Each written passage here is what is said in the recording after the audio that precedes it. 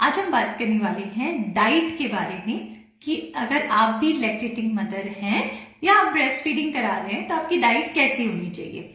सबसे पहली चीज तो अगर आपको ब्रेस्ट फीडिंग लैक्टेशन रिलेटेड कोई भी प्रॉब्लम होती है तो आप हमें यहाँ पे अपना मैसेज ड्रॉप कर सकते हैं। तो चलिए बात करते हैं डाइट के बारे में कि आपकी डाइट किस तरीके की होनी चाहिए। सबसे पहली चीज है आपको अपनी हेल्थ के लिए और आपको अपने बच्चे की हेल्थ के लिए आपकी डाइट इस तरीके की हो कि आप एनर्जेटिक रहें और साथ में इस मौके पे स्पेशली आपकी बॉडी के जो चैलेंजेस हैं वो डिफरेंट है। चैलेंजेस डिफरेंट कैसे हैं कि आपके साथ छोटा बेबी है, हार्मोनल वापस से बैलेंस की तरफ जाता है तो आपको बहुत सारे मूड स्विंग्स हो सकते हैं। तो हमारा खाना ऐसा होना चाहिए कि इन सब प्रॉब्लम्स को वो हमारी डाइट, हमारा फूड उसको बैलेंस करने में हेल्प करे। हार्मोनल इम्बैलेंसेस, एक्सरसाइज की कमी और साथ में टाइमिंग नहीं होता है सोने का। बच्चे का एक नया बेबी आपके पास आता है तो उसकी नीड्स का ध्यान रखना, उसका पूरा ध्यान रखना, आपकी रिस्पॉन्सिबिलिटीज बढ़ती है और साथ में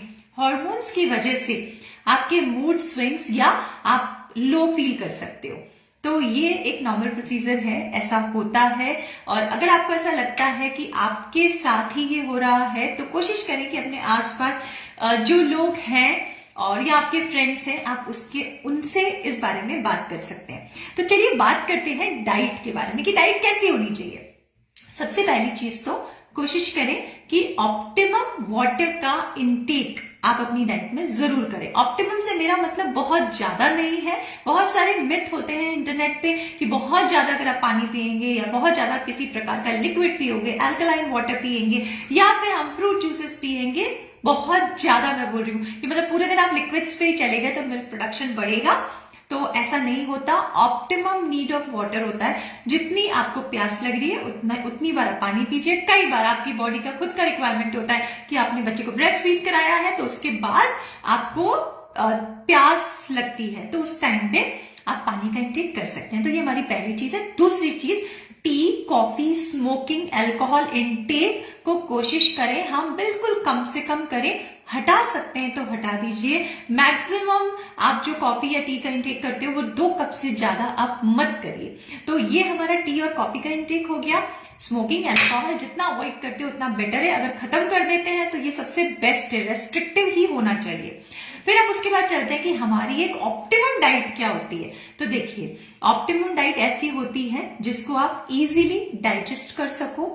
आपकी एनर्जी की नीड, आपके न्यूट्रिएंट की नीड, चाहे वो आयरन हो, कैल्शियम हो, दूसरे water soluble and fat soluble vitamins and minerals की नीड को आपकी डाइट यहाँ पे पूरी करे। तो सबसे पहले आपकी बॉडी की नीड्स हैं तो बैलेंस डाइट के जो कंसेप्ट होते हैं हमारे कि आपको कार्बोहाइड्रेट लेना है फॉर फटाफट एनर्जी, तो कॉम्प्लेक्स कार्बोहाइड्रेट में आप ले सकते हो। कॉम्प्लेक्स कार्बोहाइड्रेट क्या होते हैं, आप मिलेट्स लीजिए। इवन अगर आयरन कंटेंट की बात करते हैं तो आप रागी को ले सकते हो, आप मल्टीग्रेन आटे का इंटेक कर सकते हैं और साथ में कोशिश करें कि एक अपना प्रोटीन कंपोनेंट हो। अगर आप नॉन वेजिटेरियन हैं तो आप यहाँ पे डिफरेंट तरह के चिकन, फिश या फिर आप दूसरा जैसे एग है, एग खाते हो तो आप एग का इंटेक कर सकते हो या फिर आप दाल, लोबिया, चना, राजमा, लेंटिल्स, पल्सेस, इन सब चीजों का आप इंटेक कर सकते हैं। आपकी प्रोटीन नीड्स के लिए बहुत जरूरी है कि आपकी बॉडी का प्रोटीन नीड यहाँ पे पूरा हो। उसके बाद हम चलते हैं मिनरल्स एंड विटामिन्स की तरफ। तो आपके green leafy vegetable and green vegetable and दूसरे वेजिटेबल्स, रूट वेजिटेबल्स, ये सब आपकी डाइट में होने चाहिए। तो जो हमारा एक ट्रेडिशनल फूड होता है उसमें जनरली हम एक वेजिटेबल साथ में, अगर लीफी वेजिटेबल जब तक आता है जिसको हम साग बोलते हैं तो उसका हम इंटेक करते हैं तो वो जरूर होना चाहिए। रोटी हो गई साथ में। If you want to take rice और किनवा, मेरे हिसाब से मिलेट्स जो हम बनाते हैं, तिन्नी के चावल या फिर सामा या सामक चावल, तो वो ज्यादा बेटर होते हैं क्योंकि इसका प्रोटीन कंटेंट थोड़ा बेटर होता है। नहीं तो आप यहाँ पे राइस का भी इंटेक कर सकते हो। बहुत ज्यादा राइस का इंटेक मत करिएगा क्योंकि आगे जाके हमें अपने वेट पे भी कंसंट्रेट करना है। एक चीज का ध्यान रखना है, बेबी के मिल्क के लिए अगेन वही बात वही है कि green leafy vegetables and vegetables होने चाहिए क्योंकि water soluble minerals and vitamins आपके बॉडी में ऑप्टिमम होंगे तो मिल्क में भी वो ऑप्टिमम रहेंगे। तो इसका हमें ध्यान रखना है कि वेजिटेबल सैलेड जरूर लेते हैं। मैं एक स्पेशल स्मूदी बनवाती हूँ, ग्रीन स्मूदी, जो कि यहाँ पे आपके मिल्क के जो बनना होता है और बेबी जो मिल्क आपकी न्यूट्रिएंट रिच रहता है उसके अंदर ये हेल्प करती है। तो इसको आप कैसे बना सकते हो, इसमें आपने कोई भी एक फ्रूट आप इसके अंदर इंटेक कर सकते हैं जो आपको पसंद हो। एप्पल ले सकते हो, नाशपाती ले सकते हो, कुछ भी ले सकते हो। Now add a green vegetable into it. 1 या 1.5 इंच का आप लौकी का पीस ले सकते हैं या खीरे का पीस ले सकते हो, एक टोमेटो ऐड कर सकते हो। मैं इसको रॉ इसलिए बनवाती हूँ क्योंकि इसके अंदर क्लोरोफिल की मात्रा ऐसे की ऐसे रहती है। बहुत सारे एंटीऑक्सीडेंट ऐसे होते हैं, जैसे हम बात करते हैं गाजर की, हम बात करते हैं टमाटर की, तो उसके अंदर लाइकोपीन होता है, विटामिन ए का सोर्स होता है, तो वो बच्चे की हेल्थ के लिए भी बहुत अच्छा है।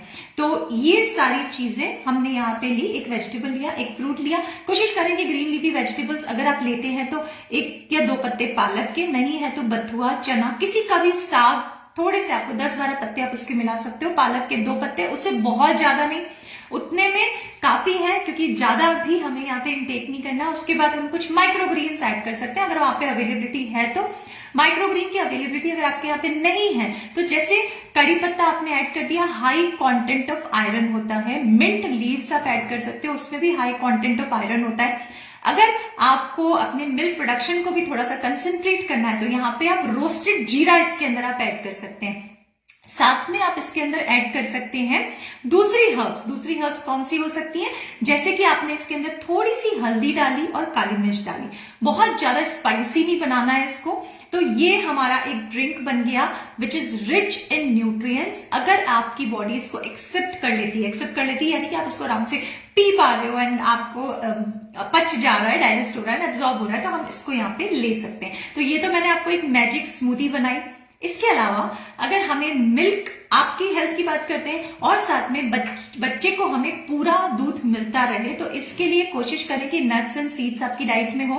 नट्स एंड सीड्स के आप लड्डू बना सकते हैं। अगर आप मिल्क का इंटेक कर रहे हो तो उसको आप मिल्क के साथ ले सकते हो। अगर मिल्क आपको नहीं पचता है तो आप कोकोनट मिल्क, नट मिल्क, उसका भी हम इस्तेमाल यहाँ पे कर सकते हैं।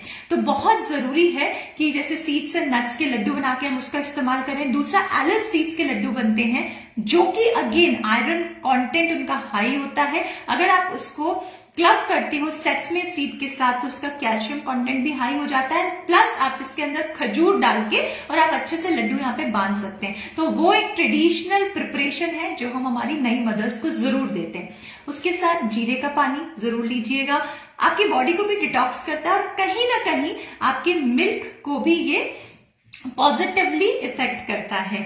और साथ में कोशिश कर लें कि अपने खाने में गार्लिक रखें। और जो ये हर्ब्स होती है जैसे कि अनियन हो गया, गार्लिक हो गया, अदरक हो गया, टेस्ट को भी एनहांस करता है। और साथ में गार्लिक के बारे में एक रिसर्च कहती है कि मिल्क के टेस्ट को और बेहतर बनाता है।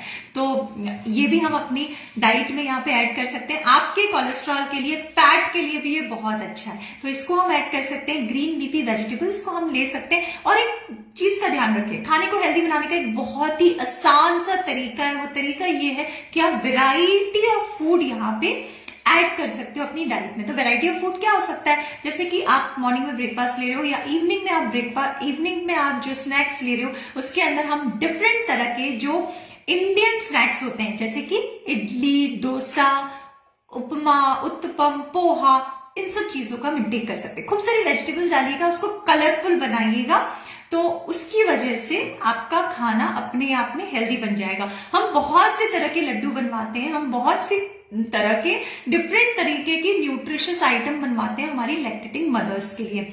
अगर आपको रेसिपी की जरूरत है तो यहाँ पे मैसेज जरूर ड्रॉप करिएगा, उन सब चीजों की रेसिपी मैं आपको शेयर करूंगी। हमारे इंडियन सिस्टम में बहुत सी ऐसी चीज है जिसको अगर आप लेते हो तो आपका डाइट भी हेल्दी होता है, बच्चे का मिल्क भी प्रॉपरली आता है एंड मिल्क का क्वालिटी भी अच्छा होता है। तो आपके घर की चीजों से बनती है बहुत सारी चीजें, बट एक पर्टिकुलर तरह से उसको प्रिपेयर करके हम आपको बताते हैं और वो आप उसको ले सकते हो। नट्स एंड सीड्स जरूर रखिएगा, स्प्राउट्स जरूर रखिएगा अपनी डाइट में, क्योंकि वो स्प्राउट्स के अंदर पर्टिकुलर तरह के एंजाइम्स होते हैं जो कि आपके खाने को डाइजेस्ट करने में, एब्जॉर्ब करने में बहुत इंपॉर्टेंट रोल प्ले करता है। अब हम बात करते हैं गट माइक्रोबायोम के बारे में। ये सेशन हमारा गट माइक्रोबायोम के बारे में बात किए बिना पूरा हो ही नहीं सकता, क्योंकि गट माइक्रोबायोम आपका और आपके बेबी का मोर और लेस सिमिलर होता है और इसके लिए हमें प्रोबायोटिक फूड का इंटेक करना चाहिए अपनी डाइट में, और प्रीबायोटिक फूड। प्रोबायोटिक इट्स गट के हेल्दी बैक्टीरिया, और साथ में प्रीबायोटिक जो कि उनका खाना है। तो आपके गट के बैक्टीरिया हेल्दी रहेंगे तो आपका मिल्क का प्रोडक्शन भी सही रहेगा, आपके न्यूट्रिएंट डेफिशिएंसी भी नहीं होगी, और आगे जाके अगर आप वेट मैनेज करना चाहते हो तो आप बहुत आसानी से वेट मैनेज कर पाएंगे। तो ये रहा डाइट के बारे में। अगर आपको भी डाइट से रिलेटेड कोई भी क्वेरी, एंड मोस्ट इंपॉर्टेंटली अगर आपको मेरी रेसिपी की जरूरत है तो यहाँ पे मैसेज जरूर ड्रॉप करिएगा।